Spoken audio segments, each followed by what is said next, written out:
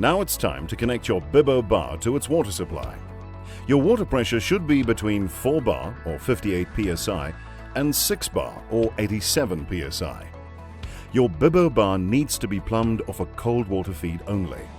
To identify which valve under your sink is cold, turn on the hot tap and let it run until hot water starts to come out. Then feel the pipes under the sink. The hot pipe is the one you do not want to tap the Bibo Bar off.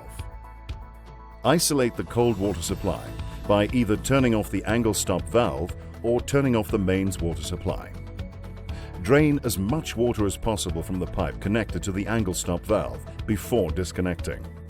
To do this, open the faucet and wait until the water stops flowing before disconnecting the pipe. Then install the Bibo 1/2-inch T-connector to the mains water supply pipe. Make sure that it's in the closed position. If you're one of the lucky ones and have a dedicated water supply ready and waiting for your Bibo Bar, remember you'll need to add a 15mm end cap to the plumbing supply. This can be bought from any plumbing shop. Connect the 6mm white water supply pipe to the Bibo 1/2-inch T-connector and run it to the Bibo Bar. You'll need to flush the water feed out completely into a bucket, making sure that the water is clear and free from sediments or dirt particles. Remove the blanking plug from the inlet water fitting by pushing and holding the ring in while pulling the blanking plug out. Insert the right-angled stem elbow into the water inlet.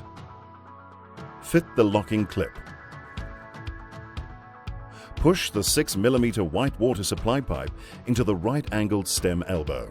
Open the ball valve on the Bibo 1/2-inch T-connector and turn on the water. Your water connection is complete, and you can continue to power up your Bibo Bar.